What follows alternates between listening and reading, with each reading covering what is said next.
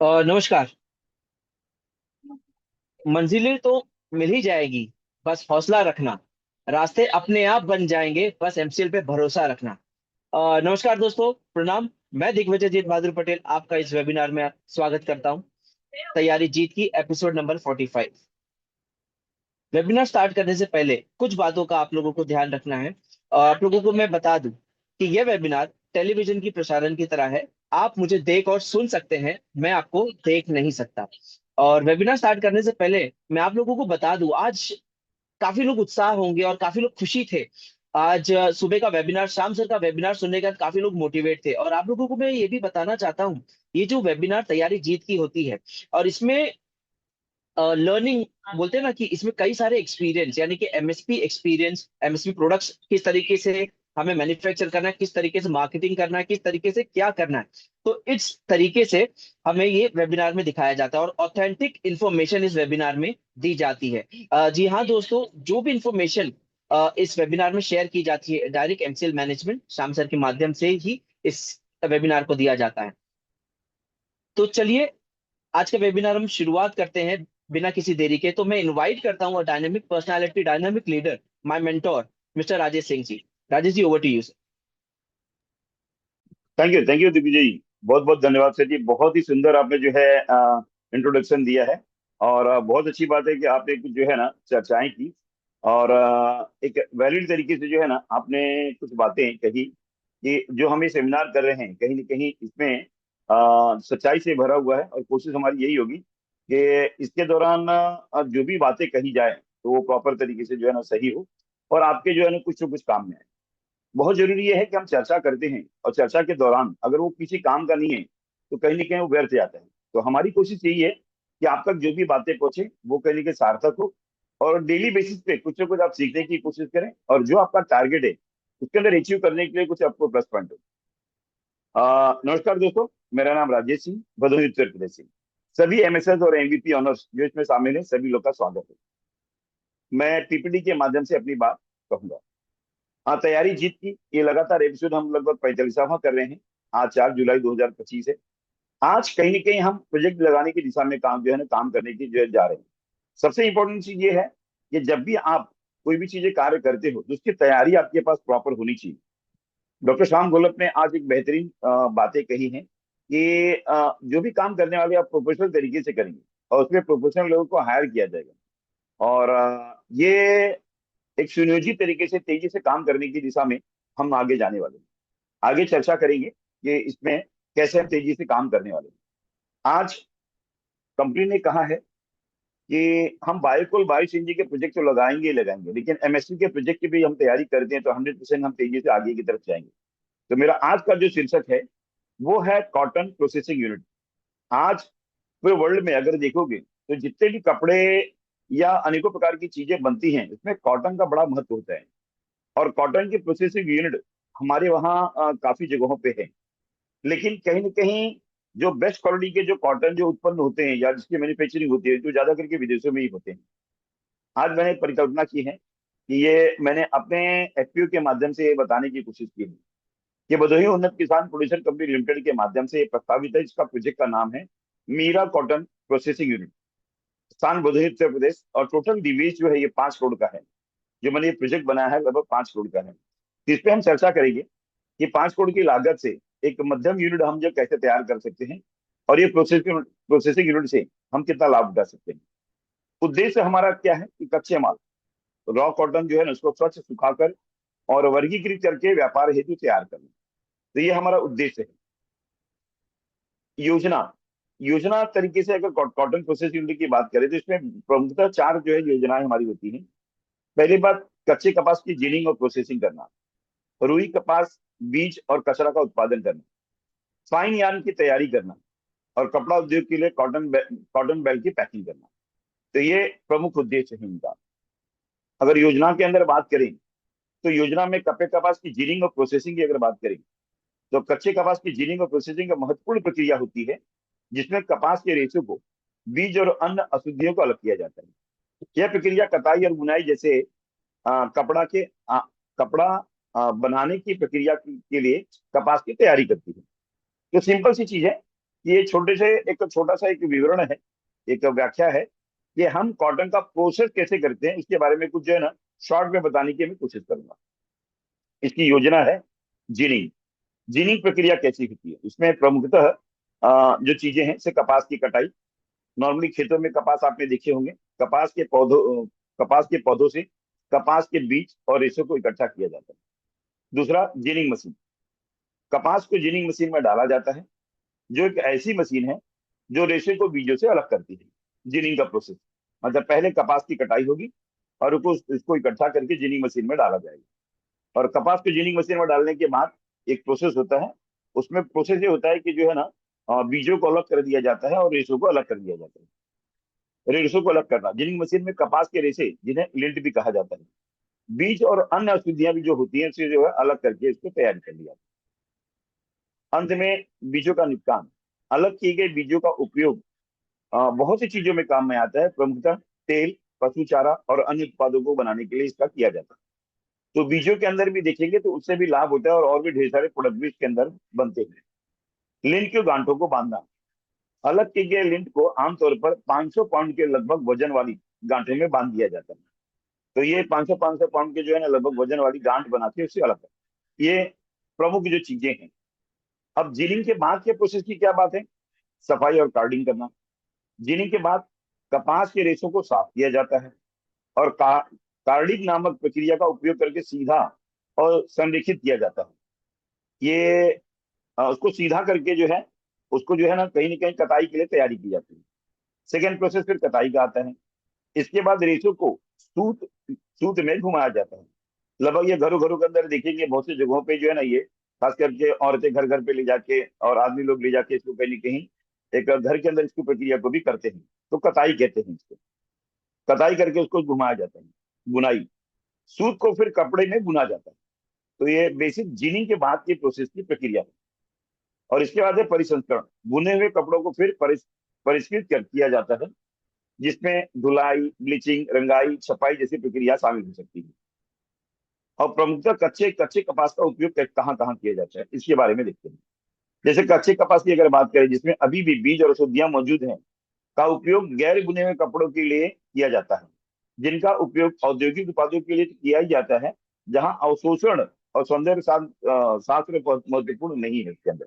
ये मतलब कि रॉ मटेरियल मतलब रॉ फेस के अंदर ही उसको जो है कहीं ना कहीं इन सब चीजों का कच्चे कपास का उपयोग भी किया जाता है, जो कि मार्केट में जो है ना ये अवेलेबल है। कुछ अलग अलग चीजों के अंदर यूज किया जाता है। रुई कपास बीज कचरा का उत्पादन। बेसिकली तीन चीजें हैं जो हमें बेसिकली काम करना होता है। कपास के बीज और कचरा का उत्पादन एक महत्वपूर्ण प्रक्रिया है, जिसमें कपास के रेशे, रुई, बीज और कचरा अलग अलग प्राप्त होते हैं। और कपास की फसल से रेशे, रुई को अलग करने के बाद बचे हुए हिस्से को बीज और कचरा कहा जाता है। कपास और कपास के बीज और कचरा का उत्पादन कैसे करते हैं, जैसे मैंने चर्चा की, कपास, रुई। कपास के पौधों को बीज को से प्राप्त होने वाले रेशा और वस्त्र उद्योग के लिए प्राथमिक स्रोत है। कपास बीज। कपास बीज के पौधे के बीज को तेल निकालने, पशु आहार के लिए उपयोग किया जाता है। कचरा। कचरे से भी काफी जो है इसके अंदर देखोगे हमारे लिए फायदेमंद होता है।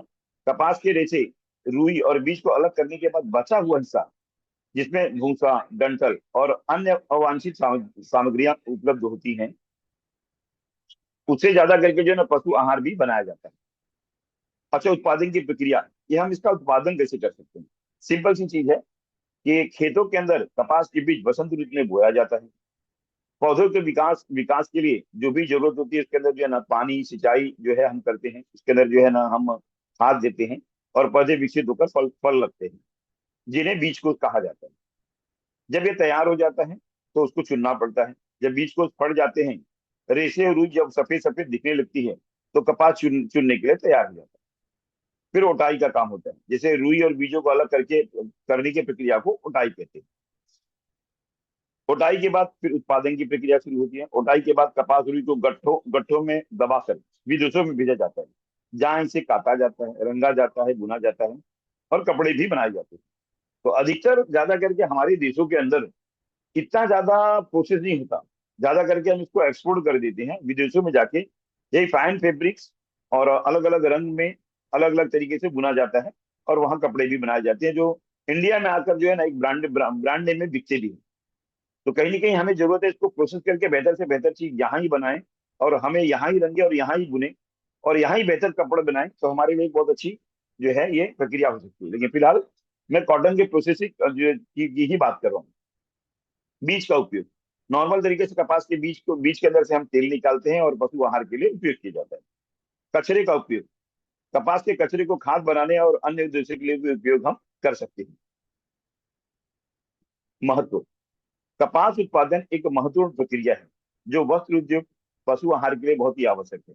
कपास के रेशे से कपड़े बनाए जाते हैं। कपास के बीज का उपयोग तेल और पशु आहार, जैसे मैंने चर्चा किया उसके बारे में। अंत में निष्कर्ष ये है कि कपास के बीज और कचरा उत्पादन एक महत्वपूर्ण प्रक्रिया है जो विभिन्न उद्योगों और आवश्यकताओं को पूरी करती है। फाइन यार्न बनाने की प्रक्रिया में निम्नलिखित चरण शामिल हैं। फाइबर और चुनाव की छटाई, सबसे पहले वांछित गुणों के रेशों को चयन छटाई की जाती है। सीधा करना और सफाई, रेशों को सीधा किया जाता है। सफाई, कार्डिंग और कंघी करके अशुद्धियों को हटाया जाता है। कताई, कार्डेड फाइबर को खींचा जाता है, घुमाया जाता है, फिर घुमाने के बाद धागे को वांछित प्रकार से मोटाई प्राप्त करते हैं। स्पिनिंग, फाइबर को एक साथ घुमाकर धागा धागा बनाने की प्रक्रिया को स्पिनिंग कहा जाता है। नॉर्मली ये देखोगे तो कहीं ना कहीं हमने ये पहले भी इसके बारे में जिक्र किया है। कॉटन की प्रोसेसिंग यूनिट, फाइन यार्न बनाने के लिए छोटे छोटे रेशों के साथ घुमाया जाता है। इसमें एक मजबूत समान धागा बनता है और फाइन यार्न का उपयोग अक्सर मोजे, शॉल और हल्के स्वेटर बनाने जैसे नाजुक कपड़ों के अंदर किया जाता है। यार्न की तैयारी में शामिल कुछ महत्वपूर्ण बातें हैं, जैसे WPI, जैसे रैप पर इंच, ये उसके अंदर पर इंच की इसकी मोटाई कितनी होती है, तो ये मापने की प्रक्रिया है। यार्न की मोटाई को मापने का एक तरीका इसको बोलते हैं WPI, जिसमें 1 इंच में धागे को कितने बार लपेटा जा सकता है यह मापा जाता है।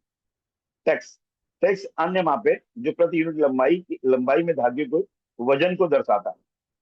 ये गेज स्विच, गेज स्विच एक छोटा सा नमूना है जो बुनाई या क्रोशिया से पहले बनाया जाता है ताकि सुनिश्चित किया जा सके कि धागा वांछित आकार और मोटाई का है। यह ध्यान रखना महत्वपूर्ण है कि यान की प्रक्रिया की तैयारी की प्रक्रिया धागे के प्रकार और वांछित गुणों पर निर्भर करता है, क्योंकि अलग अलग वैरायटियां होती है, इसमें हमें ध्यान रखना होगा। कपड़ा उद्योग के लिए कॉटन बैल की पैकिंग होती है। कपास के गांठों को कपड़ा उद्योग में इस्तेमाल करने वाले के लिए उन्हें हाइड्रोलिक बेलिंग प्रेस का उपयोग करके संपीड़ित और पैक किया जाता है। फिर गांठों को एक समान आकार में लाने के लिए उन्हें लपेटा जाता है और बाद में सुरक्षित जो है उसे सुरक्षित किया जाता है। कपास बैल की पैकिंग की प्रक्रिया कैसे करते हैं? संपीड़न, कपास को एक हाइड्रोलिक बेलिंग प्रेस में डाला जाता है जो इसे एक समान आकार की गांठ गांठ में संपीड़ित करता है। पैकिंग, संपीड़ित कपास को फिर एक मजबूती सामग्री जैसे कि पी फिल्म से लपेटा जाता है। गांठ को सुरक्षित करने के लिए इसे आमतौर पर बांधा जाता है या स्ट्रेप किया जाता है तो इसे सुरक्षित रह सके। पैराडाइजिंग, कपास की गांठों को अक्सर परिवहन और भंडारण में आसानी के लिए पैरेड पर रखा जाता है। कपास बेल के पैकिंग में इस्तेमाल होने वाली सामग्री जैसे पी फिल्म, यह कपास की गांठों को लपेटने के लिए लोकप्रिय सामग्री है क्योंकि यह मजबूत और फाड़ने के लिए प्रतिरोधी है। स्ट्रैप, कपास की गांठों को सुरक्षित करने के लिए स्ट्रैप का उपयोग किया जाता है, आमतौर पर पॉलिस्टर, नायलॉन या कपास से बने होते हैं। बैगिंग, कपास की गांठों को धूल और छेद से बचाने के लिए बैगिंग का उपयोग किया जाता है। कपास के बेल पैकेजिंग के लाभ से परिवहन और भंडारण में आसानी होती है। संपीड़ित और पैक की गई कपास की गांठें परिवहन और भंडारण के लिए आसान होनी चाहिए। पैकेजिंग, कपास को धूल, छेद से नमी से बचाने के लिए दक्षता, समान आकार के गांठें मिलों में प्रसंस्करण की दक्षता में सुधार करती है। बेसिकली ये चीजें हैं। अगर देखेंगे प्रोसेस क्या होता है, इसमें प्रोसेस में मुख्यतः प्री क्लीनिंग जैसे पूर्व की सफाई, ड्राइंग सुखाना, गिनिंग में जिनिंग और बीज को अलग करना, ट्रेसिंग गांठ बनाना, बेल पैकिंग जिसको पैकिंग की प्रक्रिया कहते हैं, और बाई प्रोडक्ट रिकवरी जिसमें कॉटन सीड और लिंक जो है ये रहता है, जिसके बारे में मैंने आपसे पहले ही जिक्र कर लिया। एक छोटा सा आकलन करके हैं कि एक कंपनी की हम कल्पना करते हैं तो ये कैसे होगा उसके बारे में चर्चा करते हैं। इसके अंदर प्रॉफिट क्या होने वाला है, कितना डेली का प्रोडक्शन होता है, उसके बारे में चर्चा करेंगे। जैसे मैंने कल्पना की है कि रोजाना जो क्षमता इसकी 10 टन कपास की है कि हम 10 टन कपास जो है ना डेली हम उसको प्रोसेस कर सकते हैं। वार्षिक क्षमता की अगर बात करें प्रोसेस करने की तो लगभग 3,000 टन की है, जिसमें कि हमने आकलन किया है लगभग 65 दिन छुट्टी पकड़े तो ऑपरेशनल जो दिन होगा वो 300 दिन हम पकड़ रहे हैं। इसमें प्रमुख उत्पाद क्या क्या बन सकता है, जैसे कच्चे कपास, रॉ कॉटन की हम चर्चा ही कर रहे थे, इसमें कचरा और कट्टी के बारे में मैंने जिक्र किया ही है। कपास के बीज जिससे अनेकों प्रकार के प्रोडक्ट बनाए जाते हैं उसके बारे में किया है। जिन की रुई जो मैंने बताया था, अंत में फाइन यार्न। लगभग 5 तरह के ये उत्पाद हम जो है इससे बना सकते हैं। अब मुख्य मशीनरी से हमें क्या क्या चाहिए इस प्रोजेक्ट के लिए? इसमें और भी काफी चीजें हैं, लेकिन मिनिमम जो चीजें चाहिए वो मैंने लिखा है। जैसे प्री क्लीनर एक होता है, वो हमें चाहिए मशीन। एक गिनिंग मशीन चाहिए जो डबल रोलर और 100 जिन की होती है। प्रेसिंग मशीन चाहिए जो हाइड्रोलिक के माध्यम से चले। Seat conveyor and waste collector चाहिए हमें। डस्ट कलेक्टर और लिंट क्लीनर चाहिए हमें। यार्न स्पिनिंग मशीन चाहिए जो रिंग और कॉम्पैक्ट हो। बेल पैकिंग यूनिट चाहिए, और अंत में पावर बैकअप भी हमें चाहिए। अगर हमारे वहाँ अगर पावर प्रॉपर नहीं है तो उसके लिए पावर बैकअप भी हमें जो है रखना पड़ेगा, वो भी हमें जरूरत है। अब इसके अंदर कॉस्ट ब्रेकअप क्या है कि अगर मान लीजिए हमने 5 करोड़ का हमने लागत की बात की है, तो कॉस्ट ब्रेकअप कैसे होगा? तो इसमें नॉर्मली अलग अलग चीजों पे, जैसे भूमि लीज पर अगर हम ले रहे हैं तो मान लो हमारा खुद का जमीन मैंने आकलन किया है, तो हमें उसका पैसा नहीं देना पड़ेगा। लेकिन लगभग इसके अंदर 60 लाख रुपया जो है ना बिल्डिंग और शेड बनाने के लिए खर्चा होगा। प्लांट और मशीनरी की बात करें जो फुल्ली ऑटोमेटिक होगा, लगभग 2 करोड़ के आसपास उसमें लग जाएगा। और जो मशीनें आएंगी उसका इंस्टॉलेशन और पावर कनेक्शन के लिए लगभग 20 लाख रुपया लग जाएगा। शुरुआती दौर में जो आरंभिक कच्चा माल होगा वो हम 50 लाख पकड़ रहे हैं, जो 3 माह के लिए होगा। वर्किंग कैपिटल हमें लगभग 1 करोड़ चाहिए, जो कि लगभग हमने 3 महीने के लिए रिजर्व करके रखा है। कुछ लाइसेंसिंग और कंसल्टेंसी और प्रॉपर डीपीआर मैनेजमेंट के लिए हमें चाहिए 10 लाख रुपया। ब्रांडिंग मार्केटिंग आज के दौर में बहुत जरूरी है, जिससे कि हमारा सेल और मैक्सिमम हमको रेट मिल सके। इसलिए ब्रांडिंग करना अपने जो प्रोडक्ट को और मार्केटिंग करना, उस पर खर्चा करना होगा 30 लाख रुपया। और हमने पैसा कुछ जो है ना कुछ आकस्मिक घटनाएं होती हैं अप्रत्याशित, तो हमने 30 लाख रुपया उसके लिए भी रिजर्व किया। इस तरीके से 5 करोड़ का निवेश हमने इसके अंदर किया है, जिसका की जो है ना ब्रेकअप आपने देखा। अब उत्पादन और आय के मुख्य स्रोत जो है बेसिकली अगर देखें तो 3 है। जैसे लिंड कॉटन, गांठों से हमें जो है हम इसको सेल करके कमा सकते हैं। कॉटन सीड, जैसे बीज और तेल मिलों को हम जो है ना ये दे सकते हैं कॉटन सीड। और बाय प्रोडक्ट के बारे में बोले तो कचरा और वेस्ट और ईंधन हेतु ये भी चीजें हम जो है इसको बेच के पैसा कमा सकते हैं। उत्पादन के मुख्यतः मैंने 3 स्रोत पकड़े हैं। कपास प्रमुखतः लगभग सभी जगहों पे पाया जाता है, लेकिन अगर देखें तो 5 राज्यों में ये प्रमुखतः जिसके उत्पादक है जहाँ अधिक पैदा होता है। उसमें मुख्यतः गुजरात, महाराष्ट्र, तेलंगाना, आंध्र प्रदेश और मध्य प्रदेश है। तो हम कोई भी ये प्रोसेसिंग में डालते हैं अगर ये, तो लगभग ये हम अगर एक ही तरह की चीजें अगर 5 राज्यों में करते हैं तो अच्छा खासा हम जो है ना सेटअप कर सकते हैं इसके अंदर। तो ये चीजें हम कर सकते हैं। अब ये देखते हैं कि लगभग ये हम अब 5 सालों के लिए देखते हैं कि जो है ना प्रथम 5 वर्षों के लिए हम कैसे टारगेट रखते हैं। ये मैंने अनुमानित सेल की बात की है। अगर हम जो है ना अगर एमसेल के प्लेटफॉर्म में बाकी सब चीजों को अगर लेके चले, तो लगभग पहले साल अगर मैं बात करूं तो 2000 टन का प्रोसेस करते हैं पूरे साल भर में, तो लगभग अनुमानित बिक्री लगभग 8 करोड़ की हमारी होगी। और 8 करोड़ पे शुद्ध मुनाफा हमारा जो लगभग 80 लाख होगा। और यही चीजें देखेंगे धीरे धीरे जो है ना सालों में, तो हमारे प्रॉफिट ऑफ मार्जिन वो बढ़ते जाएगा। शुरुआती दौर में हमारे जो फिक्स एक्सपेंसेस होते हैं इसकी वजह से हमारा प्रॉफिट ऑफ परसेंटेज जो है ना लगभग 10% है। आज के तारीख में कंप्यूटिव मार्केट है उसके हिसाब से। कच्चे कपास की बात करें तो लगभग 2000 की जगह दूसरे साल हम 2500 टन अगर करते हैं, जो कि हमारे पास पोटेंशियल है कि हम ज्यादा कर सकते हैं, ज्यादा सेल कर सकते हैं। लेकिन मैंने मिनिमम पकड़ा है। लगभग 2500 टन करते हैं तो अनुमानित हमारी जो सेल होगी लगभग 1 करोड़ पकड़ा है मैंने। तो लगभग जो है अनुमानित जो लाभ होगा लगभग 1 करोड़ के आसपास होगा। 10 करोड़ की सेल होगी तो उसमें 1 करोड़ प्रॉफिट होगा। तीसरे साल की अगर बात करें तो कच्चे कपास का जो जो हमारा टर्नओवर होगा प्रति टन लगभग 3000 टन होगा, जिसमें से लगभग 1 करोड़ 20 लाख हमारा जो है लगभग सेल हम पकड़ते हैं। तो लगभग 1 करोड़ 40 लाख हमारा शुद्ध मुनाफा होगा। सॉरी, 12 करोड़ सेल होगा तो 1 करोड़ 40 लाख जो है हमारा शुद्ध मुनाफा होगा। हम चौथे साल अगर पकड़ते हैं, बहुत ही मैंने कम ग्रोथ पकड़ा है, इसमें ग्रोथ हम ज्यादा कर सकते हैं। लगभग 3200 टन अगर हम प्रोसेस करते हैं तो जिसमें से लगभग 12 करोड़ 80 लाख का सेल होगा। और हमारा शुद्ध मुनाफा 1 करोड़ 60 लाख होगा। 5वें साल की अगर बात करें तो जो है 3500 करोड़ 500 टन जो है ना कपास का हम प्रोसेस करेंगे, जिसमें लगभग 14 करोड़ का हमारा सेल होगा। और लगभग 1 करोड़ 80 लाख हमारा शुद्ध मुनाफा होगा। तो ये अगर हम डालते हैं अपने वहां एक उसको प्रोसेस करते हैं, जो मैंने 5 राज्यों की बात की है, तो लगभग वहां वहां बहुत से कपास अवेलेबल है। तो इनका प्रोसेसिंग लोड डाल के हम कहीं ना कहीं से चीजों की शुरुआत करके एक अच्छा टर्नओवर हम कर सकते हैं, जिससे हम हमारा जो है मार्जिन धीरे धीरे करके बढ़ेगा। बाजार और मार्केट, लगभग स्काई कॉटन का उपयोग होता है। कपड़ा का कॉगिंग और क्लोथ मिलों के लिए जिन की रुइयों की सप्लाई की जा सकती है। टेक्सटाइल और ऑनलाइन प्लेटफॉर्म के जरिए यार्न की आपूर्ति भी हम कर सकते हैं। जोखिम और कुछ चुनौतियां भी होंगी, उसमें भी हमें ध्यान देना होगा, उसका समाधान भी हमें निकालना होगा। जैसे मौसम की वजह से कई बार क्या होता है कि खेती खेती कहीं ना कहीं नष्ट हो जाती है, तो मौसम मार भी पड़ सकता है। कच्चे माल का जो स्टोरेज करोगे तो उसको सही जगह पे, अच्छे जगह पे करना है, कहीं ना कहीं वो नुकसान ना हो, इसका भी ध्यान रखना है। और बिजली की उच्च खपत ना हो, इसका भी ध्यान रखना है। और कच्चे की माल माल की कीमत और गुणवत्ता, उसको भी मेंटेन करना है कहीं ना कहीं। इस बातों का ध्यान रखना है। तो जोखिम और चुनौतियां भी हैं, जिसको हम आसानी से जो है कहीं ना कहीं कवर कर सकते हैं। अब लाइसेंसिंग प्रणाली में देखते हैं कि हमें क्या क्या चीजों की जरूरत पड़ेगी। हमें उद्यम रजिस्ट्रेशन से उद्यम आधार उसको हम बना सकते हैं, एमएसएमई के रजिस्ट्रेशन करके। फैक्ट्री के लिए कुछ लाइसेंस की हमें जरूरत होगी। जीएसटी नंबर तो हमें चाहिए ही चाहिए। और पॉल्यूशन बोर्ड का क्लियरेंस भी जो है हमें जरूरत पड़ेगी, वो भी हम आसानी से ले सकते हैं।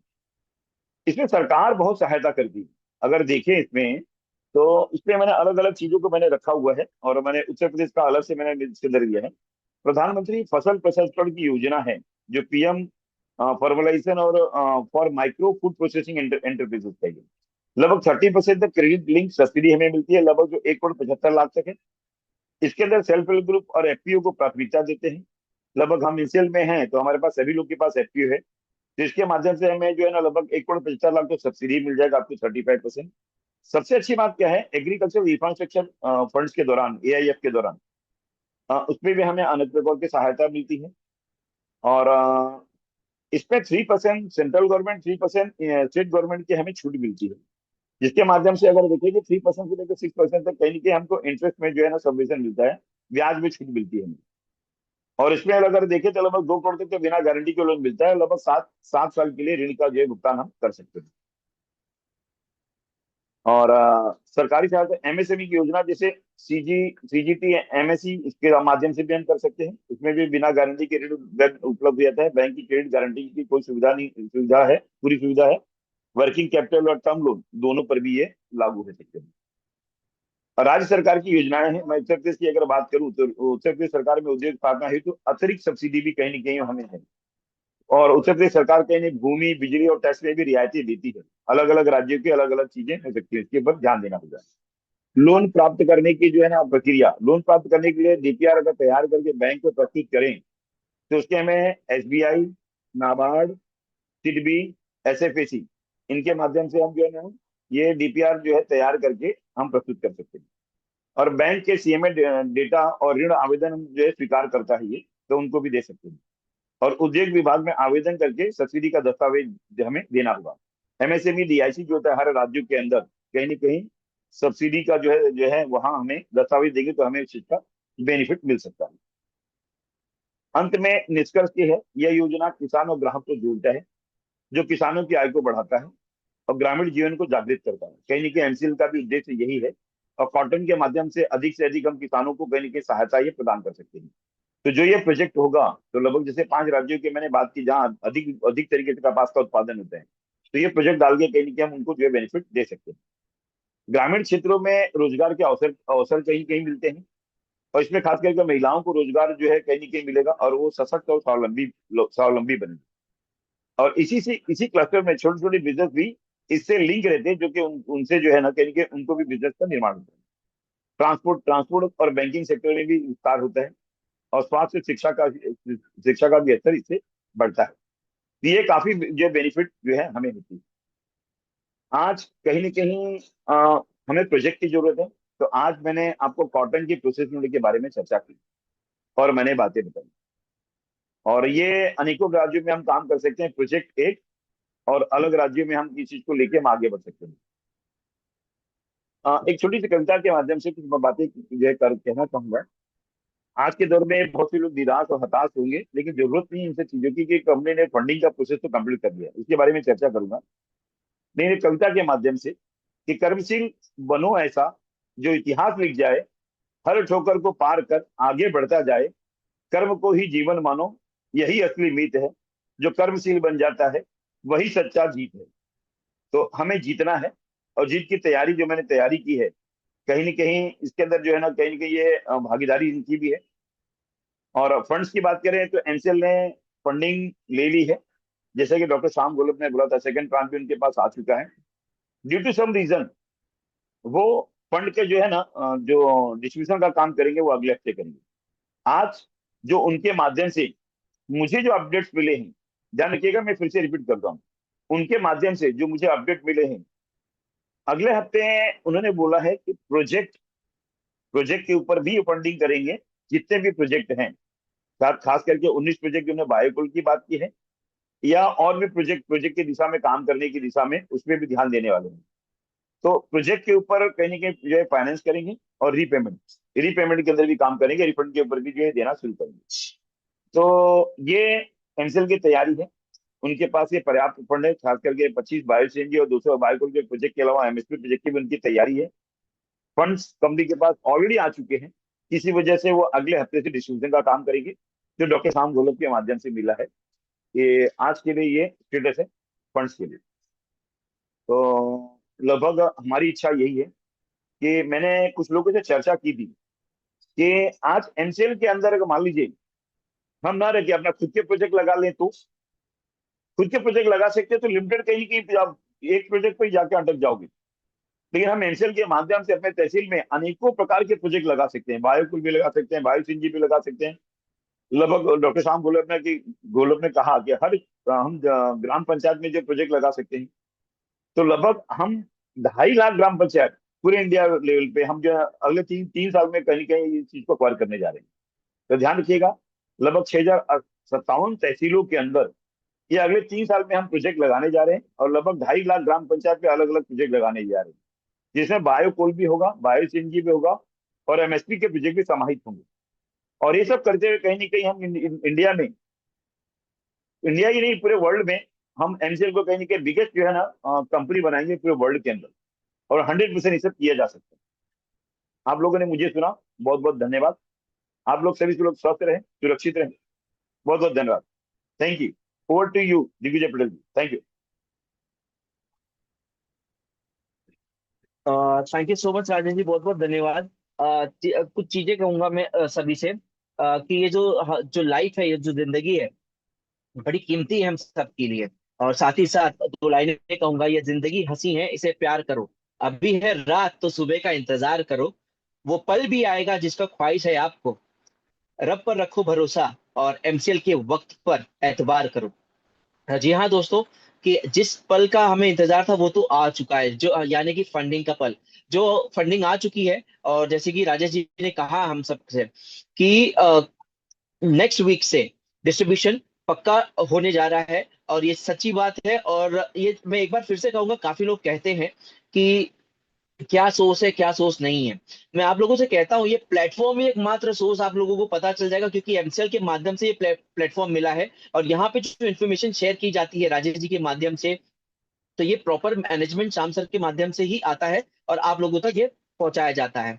तो दोस्तों, मैं एक ही चीज कहूंगा कि देखिए, इस वक्त है ना, काफी तेजी से नेगेटिविटी, कुछ लोग गुट में, यानी कि अ, लोगों को भड़का रहे हैं, फोन करके भड़का रहे हैं, एमसेल के खिलाफ ये करो, एमसेल के खिलाफ वो करो।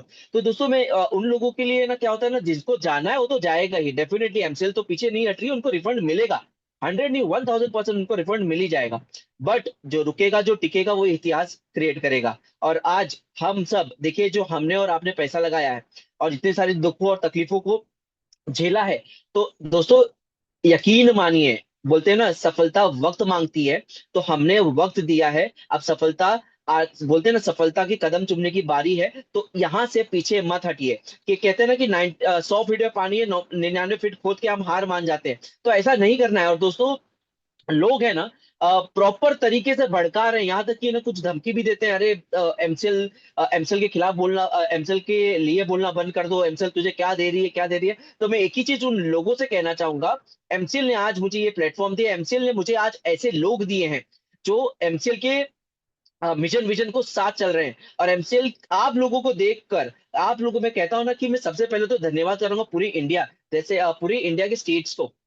महाराष्ट्र महाराष्ट्र में ऐसे ऐसे डायनामिक लीडर्स हैं, जैसे कि संतराम घेर जी हैं, विठल मुखाने, सतीश वाघ, अशोक काइंदे जी, गणेश वाघमोडे, देवीदास वाघमोडे जी, और काफी लोग हैं। सभी के नाम नहीं ले पा रहा, तो उसके लिए मैं माफी चाहूंगा। और साथ ही साथ गुजरात की टीम है, भरत जी है, दिनेश जी है, चेतन जी है, और काफी लोग यूपी के टीम है। यूपी में तो मैं खुद आता हूँ। दिग्विजय पटेल, राजेश सिंह, डॉक्टर पाल और अभिनव सिंह और काफी लोग हैं। और साथ ही साथ बिहार से प्रियेश जी हैं, धुरेंद्र राय जी है, सुरेंद्र यादव जी हैं, काफी लोग हैं। और एक बार मैं फिर से कहूंगा कि देखिए, मैं कम नाम ले रहा हूं तो इसका मतलब ये नहीं कि ये चीज है। और सभी लोग जिस तरीके से मेहनत करते हैं, मैं हाथ जोड़कर सभी स्टेट, सभी MSS, MVP owners, channel partners को बहुत बहुत धन्यवाद दूंगा। आपने आज इस मिशन को, एमसेल को इतना सपोर्ट किया। और ऐसे ही हौसला बढ़ाते रहे। कृपया करके ना अफवाहों पे ध्यान ना दे, क्योंकि क्या है ना कि कहते हैं ना, कुत्ता काट लेगा इलाज है, सांप डस लेगा इलाज है, अगर किसी ने आपके कान में जहर भर दिया ना, उसका इलाज नहीं है। तो वैसे ही आज जिस बोलते हैं ना कि अगर एमसीएल को हार मारना होता तो अब तक हार मान ली होती। और जैसे कि मैंने पहले भी कहा था कि ये हमारी एक एमसीएल की जो एमसीएल है, ये जो प्लेटफॉर्म है, एक शिप है। और हमारे शिप का कैप्टन डॉक्टर श्याम गोलब सर है। और यकीन मानिए, ये जो कैप्टन है ना, इस पूरी शिप की जिम्मेदारी लेके रखा है। इस शिप को ना ही डूबने देगा और ना ही किसी को जाने देगा। तो ऐसे ही भरोसा बनाए रखें, एक दूसरे का साथ बनाए रखें। और जाने वाले को तो कुछ होगा नहीं। और उन लोगों के लिए दो लाइनें कहूंगा जो जा रहे हैं और वापस, डेफिनेटली मैं गारंटी के साथ कहता हूं, आगे चल के नहीं पछताए तो बोलना। तो बोलते हैं ना कि जा रहे हो अगर दूर एमसीएल से सनम, फिर वापस लौट के आना नहीं। यह मुमकिन भी नहीं कि एमसीएल पलट ना सके, इसलिए इतना वादा करो कि एमसीएल को आवाज देना नहीं।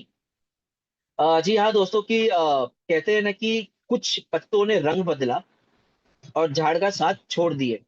तो वैसे ही कुछ लोगों ने अपने रंग बदले, कुछ लोगों ने एमसीएल के खिलाफ खड़े हो गए और उन्होंने साथ छोड़ दिया। और आज एक मुहिम स्टार्ट कर दी थी नेगेटिविटी फैलाने की, और वो उसमें कामयाब नहीं है। क्यों? क्योंकि आप लोगों ने भरोसा रखा था एमसीएल के ऊपर, आज इस प्लेटफॉर्म के ऊपर भरोसा रखा। और ऐसे कई प्लेटफॉर्म्स हैं जहां पे लोग मीटिंग्स करते हैं और ऑथेंटिक मैसेजेस नहीं मिल पाते।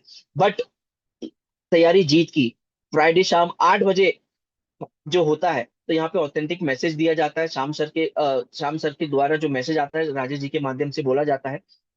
और ज्यादा समय आप लोगों का नहीं लूंगा, सिर्फ इतना कहूंगा, don't fair when MCL is here. क्योंकि सुबह होती है, शाम होती है, सुबह होती है, शाम होती है, जिन्हें हम सब एमसीएल वाले परिवार को है दोस्तों, जिन्हें हर मोड़ पर सलाम होती है, हर मोड़ पर सलाम होती है। दोस्तों, आज मैं सबसे पहले धन्यवाद करूंगा एमसीएल मैनेजमेंट एंड टीम जो इस प्लेटफॉर्म दिया। और साथ ही साथ मैं धन्यवाद करूंगा राजेश जी का, जो आज हमें एमसीएल की एमएसपी की प्रोडक्ट्स के बारे में जानकारी दी। और हर फ्राइडे एक ऐसी सूचना और ऐसे व्यापार को लेके आते हैं। और यकीन मानिए दोस्तों, इसको सीरियस लीजिए। जो एमएसपी प्रोडक्ट्स है, ये तैयारी चल रही है इसकी, तो आप लोग बेहतरीन तरीके से तैयार हो जाते हैं। और काफी लोग, यकीन मानिए, काफी लोगों ने एमएसपी प्रोडक्ट्स की तैयारी कर ली है और जल्दी ही इस मुकाम पे पहुंचना शुरू हो जाएंगे नेक्स्ट वीक से। और एक ही चीज कहूंगा वापस से, जो कुछ लोग हैं जिनको बिल्कुल नहीं पसंद है ये चीज सुनना, I love MCL, we stand with MCL. और मैं हाथ जोड़कर एक बार फिर से आप सभी से और कुछ लोगों से कहना चाहूंगा कि यदि मेरे मुंह से अगर कुछ ऐसे शब्द निकल गए हो जिसे आप लोगों को बुरा लगा हो, तो कृपया करके सुधर जाएं, इसमें आपकी गलती है। तो ये मीटिंग हम यही समाप्त करते हैं। जय हिंद, जय एमसी।